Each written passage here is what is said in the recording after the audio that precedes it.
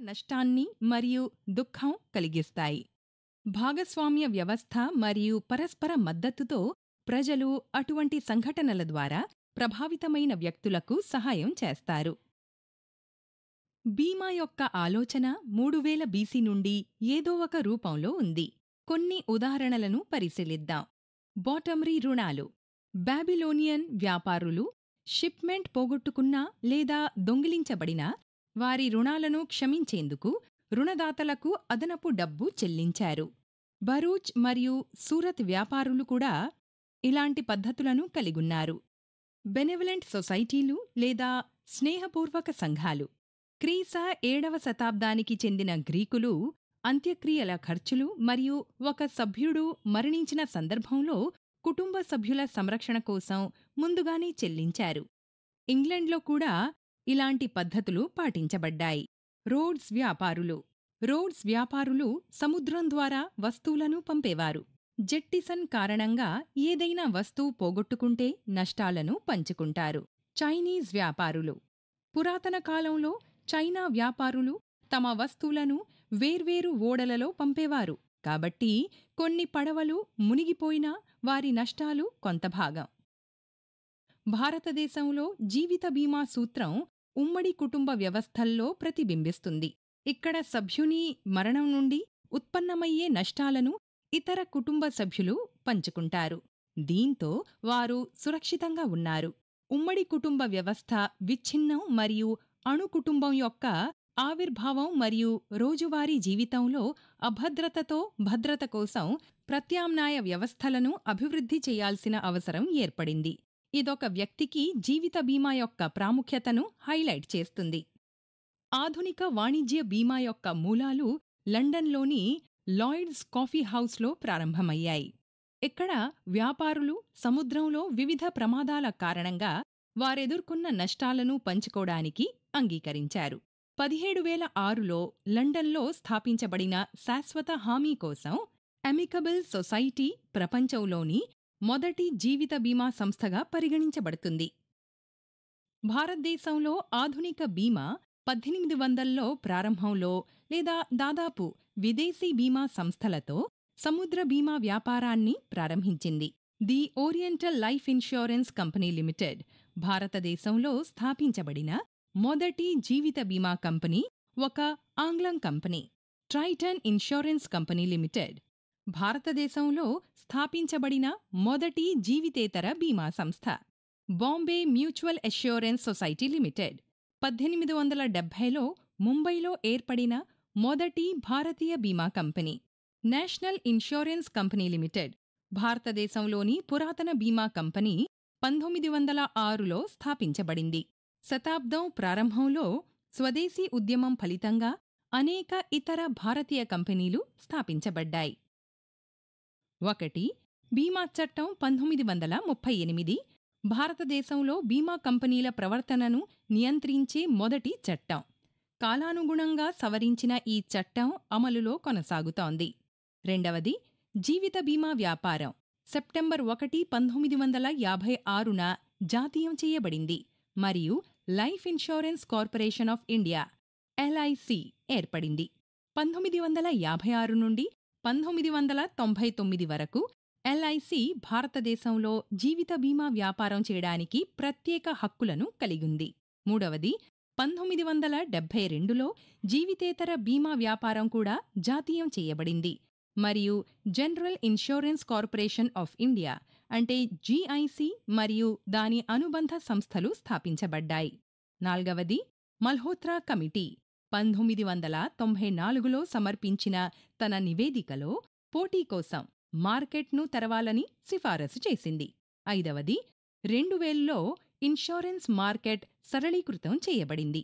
Insurance regulatory మరియు development act 1999 అంటే IRDAI ఆమోదంతో April 2000లో insurance regulatory మరియు డెవలప్మెంట్ అథారిటీ ఆఫ్ ఇండియా అంటే IRDAIని కూడా బీమా పరిశ్రమకు చట్టబద్ధమైన నియంత్రణ సంస్థగా ఏర్పాటు చేసింది. 6. 2021లో ఇన్షూరెన్స్ చట్టం యొక్క సవరణ విదేశీ పెట్టుబడిదారులు భారతీయ బీమా కంపెనీలో చెల్లించిన ఈక్విటీ మూలధనంలో 74% వరకు కలిగుండడానికి అనుమతించింది. విదేశీ బీమా సంస్థలు ఇప్పుడు రీఇన్ష్యూరెన్స్ చేయడానికి భారతదేశంలో శాఖలను ఏర్పాటు చేసుకోవచ్చు. సెప్టెంబర్ 30, 2021 నాటికి భారతదేశంలో 24 లైఫ్ ఇన్షూరెన్స్ కంపెనీలు పనిచేస్తున్నాయి. వీటిలో life insurance corporation of India మాత్రమే ప్రభుత్వ రంగ సంస్థ మరియు మిగిలినవి ప్రైవేట్ రంగంలో ఉన్నాయి. 34 జనరల్ ఇన్షూరెన్స్ కంపెనీలున్నాయి. వాటిలో 4 national insurance company limited, the new India assurance company limited, the oriental insurance company limited మరియు united India insurance company limited సాధారణ బీమా యొక్క అన్ని లైన్లతో పిఎస్యు డీల్ చేస్తోంది. 26 ప్రైవేట్ కంపెనీలు అన్ని రకాల సాధారణ బీమాలతో వ్యవహరిస్తాయి. అయితే 6 సాధారణ బీమా సంస్థలు ఆరోగ్య బీమాలో మాత్రమే వ్యవహరిస్తాయి మరియు 2 ప్రత్యేక బీమా సంస్థలు అగ్రికల్చరల్ ఇన్షూరెన్స్ కంపెనీ మరియు ఎక్స్పోర్ట్ క్రెడిట్ మరియు గ్యారంటీస్ కార్పొరేషన్ అంటే ఈసీజీసీ 2 ప్రభుత్వ రంగ సంస్థలుగా ఏర్పాటు చేయబడ్డాయి. ఒకటి రీఇన్షూరెన్స్ కంపెనీ ఉంది. General insurance corporation of India మరియు 11 విదేశీ రీఇన్షూరర్లు బ్రాంచ్ కార్యాలయాల ద్వారా పనిచేస్తాయి. భారత ప్రభుత్వం యొక్క పోస్ట్ డిపార్ట్మెంట్ ఇండియా పోస్ట్ అని పిలుస్తారు. పోస్టల్ లైఫ్ ఇన్షూరెన్స్ అని పిలువబడే జీవిత బీమాను కూడా లావాదేవీలు చేస్తుంది. ఇండియా పోస్ట్ ఇన్షూరెన్స్ రెగ్యులేటర్ పరిధి నుండి మినహాయించబడింది. ఆధునిక వాణిజ్యం ఆస్తి యాజమాన్యం సూత్రంపై స్థాపించబడింది. ఆస్తిని కోల్పోయినప్పుడు లేదా నాశనం చేయబడినప్పుడు యజమాని యొక్క ఆర్థిక నష్టాన్ని అనేక సారూప్య ఆస్తి యజమానుల నుండి చిన్న విరాళాలతో రూపొందించబడిన సాధారణ ఫండ్ నుండి భర్తీ చేయవచ్చు. నష్టాన్ని కలిగించే సంఘటన యొక్క అవకాశం మరియు పర్యవసానాన్ని బదిలీ చేసే ఈ ప్రక్రియ బీమా కమర్షియల్ ఆస్తికి నష్టం లేదా విధ్వంసం జరగనందున మరణం మరియు వైకల్యం విషయంలో రిస్క్ల పూలింగ్ యొక్క ఈ విధానం భిన్నంగా పనిచేస్తుంది. బీమా అనేది ఒక ప్రక్రియగా నిర్వచించబడవచ్చు. దీని ద్వారా కొంతమంది నష్టాలు, ఇలాంటి అనిశ్చిత సంఘటనలు లేదా పరిస్థితులకు గురైన వారిలో చాలామందికి పంచబడతాయి. సమాధానం ఇవ్వవలసిన కొన్ని ప్రశ్నలున్నాయి. ప్రజలు కష్టపడి సంపాదించిన డబ్బుతో విడిపోవడానికి, అలాంటి ఉమ్మడి నిధిని సృష్టించడానికి అంగీకరిస్తారా? వారి సహకారాలు వాస్తవానికి కావలసిన ప్రయోజనం కోసం ఉపయోగించబడుతున్నాయని వారు ఎలా విశ్వసిస్తారు? వారు సరైన మొత్తాన్ని చెల్లిస్తున్నారో లేదో వారికి ఎలా తెలుస్తుంది? ఈ నిధుల నిర్వహణ మరియు నష్టాన్ని చవిచూసిన వారికి చెల్లించే బాధ్యత ఎవరు తీసుకుంటారు? ఇన్ష్యూరర్ అవసరం సమాధానంగా వస్తుంది. బీమాదారు ప్రమాదాన్ని అంచనా వేస్తాడు. వ్యక్తిగత విరాళాలను ప్రీమియం అని పిలుస్తారు. నిర్ణయించి మరియు సేకరిస్తాడు. ప్రీమియంలను పూల్ చేస్తాడు మరియు నష్టపోయిన వారికి చెల్లించడానికి ఏర్పాట్లు చేస్తాడు. బీమా సంస్థ వ్యక్తులు మరియు సంఘం యొక్క నమ్మకాన్ని కూడా గెలుచుకోవాలి. బీమా యొక్క ప్రధాన లక్షణాల్లో ఒకటి, అది విలువకు సంబంధించినది. ముందుగా, ఆర్థిక విలువ కలిగిన ఆస్తి తప్పనిసరిగా ఉండాలి. ఇది కావచ్చు భౌతిక, కారు, భవనం లేదా భౌతికేతర, ఖ్యాతి, సద్భావన, చెల్లించాల్సిన బాధ్యత లేదా వ్యక్తిగతం, ఒకరి కళ్ళు, అవయవాలు, శరీరం మరియు శారీరక సామర్థ్యాలు వంటివి. ఆస్తిని కోల్పోయే అవకాశం లేదా ప్రమాదం ఉంది. అటువంటి నష్టాన్ని కలిగించే సంఘటనను ప్రమాదం అంటారు. ప్రీమియంలన్నీ పిలువబడే అనేక చిన్న వ్యక్తిగత విరాళాలు సేకరించబడే పూలింగ్ సూత్రం ఉంది. ఈ కాంట్రిబ్యూటర్లు ఒకే విధమైన రిస్క్లకు గురయ్యే సారూప్య ఆస్తులను కలిగున్నారు. ఆస్తులను చాలా సందర్భాల్లో రిస్కులు అని కూడా సూచిస్తారు. ఈ నిధుల సమూహాన్ని ఆపద కారణంగా నష్టపోయే కొద్ది మందికి భర్తీ చేయడానికి ఉపయోగిస్తారు. నిధులను పూలింగ్ చేయడం మరియు పరిహారం చెల్లించే ఈ ప్రక్రియ బీమా సంస్థ అంటే ఇన్షూరెన్స్ కంపెనీ ద్వారా నిర్వహించబడుతుంది. పూలింగ్ యొక్క ఈ మెకానిజంకు సహకరించాలని కోరుకునే ప్రతి వ్యక్తితో బీమా ఒప్పందం కుదుర్చుకుంటుంది. ఈ కాంట్రిబ్యూటర్లను ఇన్ష్యూర్డ్గా పిలుస్తారు. బీమా యొక్క మరొక ముఖ్యమైన లక్షణం ఏంటంటే ఇది ప్రమాదం భారాన్ని తగ్గిస్తుంది. రిస్క్ భారం అనేది ఒక ప్రమాదానికి గురి కావడం వల్ల భరించాల్సిన ఖర్చులు, నష్టాలు మరియు వైకల్యాలను సూచిస్తుంది. ఇది రెండు రకాలు: ప్రాథమిక మరియు ద్వితీయ. రిస్క్ యొక్క ప్రాథమిక భారం ప్రత్యక్షంగా కొలవదగిన రిస్క్ ఈవెంట్ ఫలితంగా బీమా చేయబడిన వ్యక్తి అనుభవించే వాస్తవ నష్టాలను కలిగుంటుంది. ఉదాహరణకు, అగ్ని ప్రమాదంలో దెబ్బతిన్న లేదా నాశనమైన వస్తువుల వాస్తవ విలువను అంచనా వేయవచ్చు మరియు నష్టాన్ని చవిచూసిన ఫ్యాక్టరీ యజమానికి పరిహారం చెల్లించవచ్చు. అదనంగా కొన్ని పరోక్ష నష్టాలను కూడా లెక్కించవచ్చు మరియు తదనుగుణంగా భర్తీ చేయవచ్చు.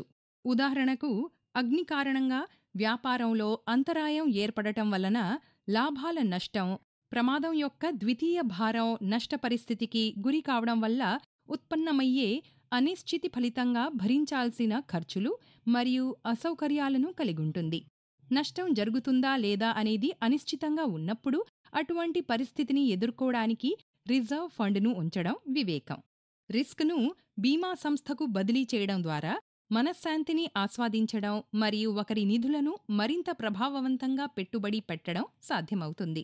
ఉదాహరణకు, చట్టపరమైన రుసుములు, మరమ్మతులు, వైద్య బిల్లులు మొదలైన వాటిని కలిగున్న మూడవ పక్షాన్ని జరిగే నష్టాలకు మీరు బాధ్యులుగా గుర్తించబడిన సందర్భంలో థర్డ్ పార్టీ లయబిలిటీ ఇన్షూరెన్స్ కవరేజీని అందిస్తుంది. ఇప్పుడు రిస్క్ పూలింగ్ సూత్రాన్ని అర్థం చేసుకుందాం. బీమా కంపెనీలు పాలసీదారులతో ఒప్పందాలు కుదుర్చుకుంటాయి. వారు వ్యక్తులు లేదా కార్పొరేషన్లు కావచ్చు. బీమాదారు చెల్లించే ప్రయోజనాలు ఒప్పంద బాధ్యతలు. ఇన్ష్యూరర్స్ యొక్క ఆర్థిక నిర్మాణం రిస్కులు సంభవించినప్పుడు మరియు వాటి కోసం భర్తీ చేయగల సామర్థ్యాన్ని కలిగుంటే మాత్రమే ఈ ఒప్పందాలు అర్థవంతంగా ఉంటాయి. ఈ నిర్మాణం పూలింగ్ సూత్రం యొక్క అప్లికేషన్ నుండి పుడుతుంది. పరస్పరం మరియు డైవర్సిఫికేషన్ ఆర్థిక మార్కెట్లలో ప్రమాదాన్ని తగ్గించడానికి రెండు ముఖ్యమైన మార్గాలు. అవి ప్రాథమికంగా భిన్నమైనవి. పరస్పరం లేదా పూలింగ్ కింద వివిధ వ్యక్తుల నిధులు మిళితం చేయబడతాయి. అంటే అన్ని గుడ్లు ఒక బుట్టలో ఉంచబడతాయి. నిధులు అనేక మూలాల నుండి ఒకదానికి ప్రవహిస్తాయి. డైవర్సిఫికేషన్ కింద నిధులు వివిధ ఆస్తుల మధ్య విస్తరించుంటాయి. అంటే గుడ్లు వేర్వేరు బుట్టల్లో ఉంచబడతాయి. నిధులు ఒక మూలం నుండి అనేక గమ్యస్థానాలకు ప్రవహిస్తాయి. మ్యూచువాలిటీ సూత్రం బీమా ఒప్పందాలను ప్రత్యేకంగా చేస్తుంది. తక్కువ మొత్తంలో ప్రీమియం అందించడం ద్వారా బీమా చేసిన వ్యక్తి భారీ మొత్తంలో కార్పస్ ఫండ్స్ని సృష్టిస్తాడు. అది బీమా చేయబడిన రిస్క్ కారణంగా ఏర్పడే నష్టం సందర్భంలో అందుబాటులో ఉంటుంది. ఇప్పుడు రిస్క్ మేనేజ్మెంట్ టెక్నిక్స్ గురించి తెలుసుకుందాం. వ్యక్తులు తమ నష్టాలను నిర్వహించడానికి ప్రయత్నించే ఏకైక పద్ధతి బీమా మాత్రమే కాదని అర్థం చేసుకోవడం ముఖ్యం. ఈ ప్రమాదాలను నిర్వహించడానికి ఇతర పద్ధతులున్నాయి. వాటిని ఒకసారి పరిశీలిద్దాం. ప్రమాదాన్ని తప్పించుట. రిస్క్ తప్పించుట అనేది నష్ట పరిస్థితిని నివారించడం లేదా బహిర్గతం అయ్యే కార్యకలాపాలను నివారించడం ద్వారా ప్రమాదాన్ని తగ్గించడం.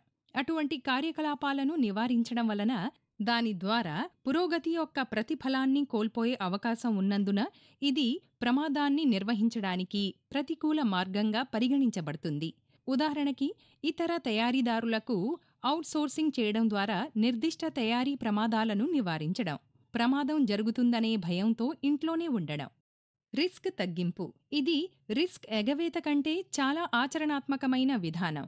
ఇది ఈవెంట్ సంభవించే సంభావ్యతను లేదా అది దారితీసే నష్టాన్ని తగ్గించడానికి చర్యలు తీసుకోవడం ద్వారా ప్రమాదం నుండి నష్టాన్ని తగ్గిస్తుంది. ఉదాహరణకు, మంచి వ్యాయామం మరియు రెగ్యులర్ మెడికల్ చెకప్లు అనారోగ్యానికి గురయ్యే అవకాశాన్ని తగ్గించగలవు.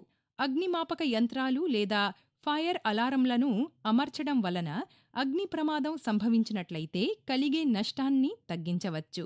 కర్మాగారాల్లో రసాయనాలను నిర్వహించేటప్పుడు పెద్ద మొత్తంలో మండే పదార్థాలను వేర్వేరు ప్రదేశాల్లో నిల్వ చేయడం లేదా చేతి తొడుగులు మరియు ముఖ కవచాలను ధరించడం వలన ప్రమాద పరిస్థితులను నివారించవచ్చు. రిస్క్ నిలుపుదల. రిస్క్ని నిర్వహించడానికి మరొక మార్గం దాని నష్ట పర్యవసానాలను స్వయంగా భరించడం. దీన్నే రిస్క్ రిటెన్షన్ లేదా సెల్ఫ్ ఇన్షూరెన్స్ అంటారు. ఉదాహరణకు, తలెత్తే ఏవైనా అత్యవసర ఖర్చుల కోసం రిజర్వ్ ఫండ్ను ఉంచుకోవచ్చు. రిస్క్ ఫైనాన్సింగ్ లేదా బదిలీ. సంభవించే నష్టాలను తీర్చడానికి నిధులను సమకూర్చడాన్ని ఇది సూచిస్తుంది. రిస్క్ ఫైనాన్సింగ్ అనేది పెద్ద సమూహంలో సభ్యునిగా ఉండటం ద్వారా నష్టాలకు ఫైనాన్సింగ్ చేయడాన్ని సూచిస్తుంది. ఈ సమూహం మాతృ సంస్థ కావచ్చు లేదా స్వచ్ఛంద సమూహం కావచ్చు. రిస్క్ బదిలీ అనేది నష్టాల బాధ్యతను మరొక పార్టీకి బదిలీ చేయడం. ప్రమాద బదిలీ యొక్క ప్రధాన రూపాల్లో బీమా ఒకటి. అన్నింటికంటే ఎక్కువగా బీమాను కొనుగోలు చేసేటప్పుడు చెల్లించేది మనశ్శాంతి. ఇన్షూరెన్స్ అనిశ్చిత సంఘటన నుండి రక్షణను అందిస్తుంది. ఇక్కడ ఈవెంట్ తర్వాత మాత్రమే నష్టం మొత్తాన్ని అంచనా వేయవచ్చు. అందుకే ఈ పదాన్ని జనరల్ ఇన్షూరెన్స్ కోసం ఉపయోగిస్తారు. జీవిత బీమా విషయంలో మరణం అంటే రిస్క్ ఈవెంట్ ఖచ్చితంగా ఉంటుంది, కానీ సమయం అనిశ్చితంగా ఉంటుంది. ఇంకా రిస్క్ మొత్తాన్ని ముందే నిర్ణయించాలి. హామీ ఎక్కువ కాలం లేదా మరణం వరకు నిరంతర కవరేజీకి వర్తిస్తుంది. అందుకే ప్రజలు జీవిత బీమా విషయంలో ఎష్యూరెన్స్ అనే పదాన్ని ఉపయోగిస్తారు. తేడాలు ఉన్నప్పటికీ రెండు పదాలు భారతదేశంతో సహా చాలా మార్కెట్లలో పరస్పరం మార్చుకోబడతాయి. New India insurance company limited అనేది ఒక సాధారణ బీమా కంపెనీ అయితే, లైఫ్ కంపెనీలలో ఏదీ తమ పేర్లపై ఎష్యూరెన్స్ను కలిగి ఉండదు. ఇప్పుడు రిస్క్ని నిర్వహించడానికి బీమాను ఒక సాధనంగా అధ్యయనం చేద్దాం. రిస్క్ అనే పదం ఊహించిన నష్టాన్ని సూచిస్తుంది మరియు అసలు నష్టాన్ని కాదు. ఇది రెండు కారకాల ఉత్పత్తి: బీమా చేయబడే ప్రమాదం సంభవించే సంభావ్యత, అనుభవించే నష్టం యొక్క ప్రభావం లేదా మొత్తం. ఈ రెండు కారకాలు రిస్క్ ధరను నేరుగా ప్రభావితం చేస్తాయి. నష్టం మొత్తం చాలా ఎక్కువగా ఉంటే మరియు అది సంభవించే సంభావ్యత తక్కువగా ఉంటే అటువంటి సందర్భాలు చాలా తక్కువగా ఉండవచ్చు. కాబట్టి రిస్క్ ఖర్చు తక్కువగా ఉంటుంది. నష్టం మొత్తం తక్కువగా ఉంటే మరియు అది సంభవించే సంభావ్యత చాలా ఎక్కువగా ఉంటే అటువంటి సంఘటనలు చాలా ఎక్కువగా ఉంటాయి. కాబట్టి రిస్క్ ఖర్చు ఎక్కువగా ఉంటుంది.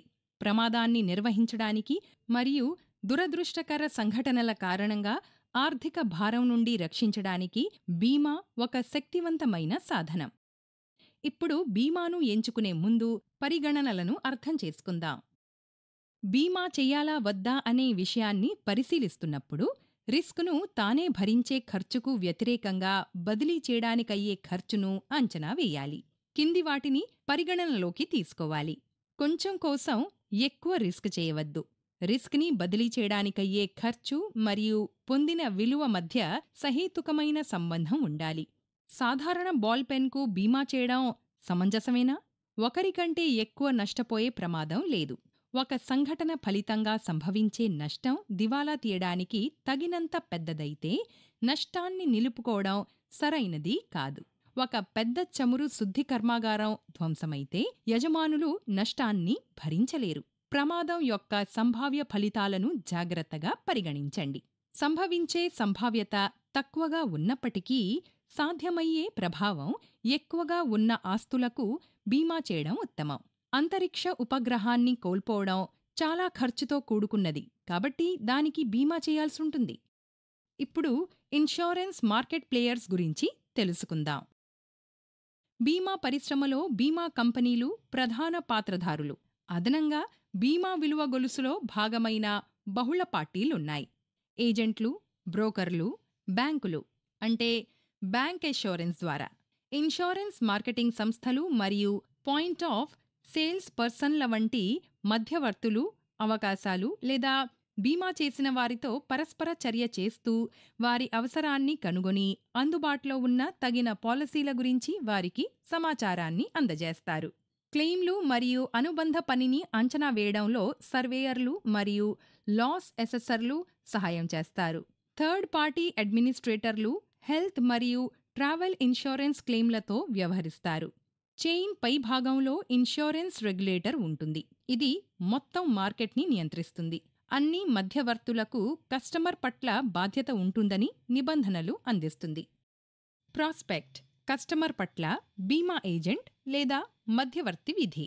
IRDAI నిబంధనలు సంభావ్యత మరియు బీమా సంస్థ పట్ల మధ్యవర్తుల బాధ్యతలను నొక్కి చెప్తాయి. ఒక బీమాదారు లేదా దాని ఏజెంట్ లేదా ఇతర మధ్యవర్తి తన ఆస్తికి తగిన ఉత్తమమైన కవర్పై నిర్ణయం తీసుకునే అవకాశాన్ని కల్పించేందుకు ప్రతిపాదిత కవర్కు సంబంధించి మొత్తం సమాచారాన్ని అందించాలని నియంత్రణ పేర్కొంది.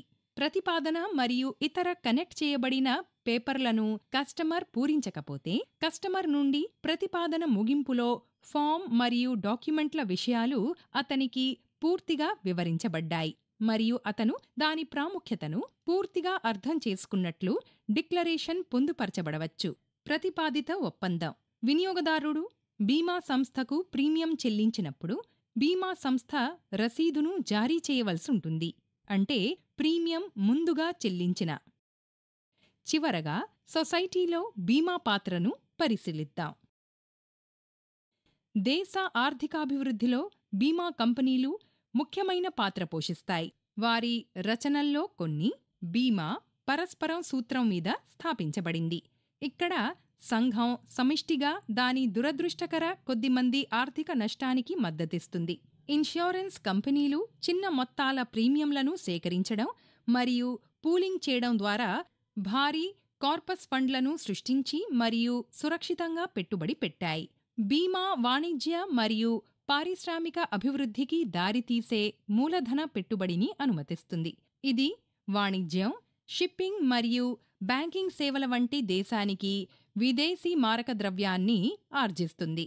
ఇది యాదృచ్ఛిక సంఘటనల వల్ల కలిగే నష్టాల నుండి వ్యక్తులు మరియు వ్యాపారాలను రక్షిస్తుంది. ఇది వ్యవస్థాపకతతో సంబంధం ఉన్న భయం మరియు ఆందోళనను తొలగించడంలో కూడా సహాయపడుతుంది. ఆర్థిక సంస్థలు బీమా చెయ్యని ఆస్తులపై ముందస్తు రుణాలివ్వడానికి వెనుకాడతాయి మరియు పాలసీని కోలేటరల్ సెక్యూరిటీగా కేటాయించాలని పట్టుబట్టారు. నిపుణులచే ప్రీ ఇన్ష్యూరెన్స్ తనిఖీ రిస్క్ని తగ్గించడానికి, రిస్క్ మేనేజ్మెంట్ చర్యలను అంచనా వేయడానికి మరియు సూచించడానికి సహాయపడుతుంది. వారు అగ్ని నష్టం నివారణ, కార్గో నష్ట నివారణ, పారిశ్రామిక భద్రత మరియు రహదారి భద్రతలో నిమగ్నమైన సంస్థలతో దగ్గరి సంబంధం కలిగున్నారు. బీమా మరియు సామాజిక భద్రత. సామాజిక భద్రత అనేది రాష్ట్రం యొక్క బాధ్యత మరియు దాని పథకాలు సామాజిక భద్రత సాధనంగా బీమాను ఉపయోగించడం.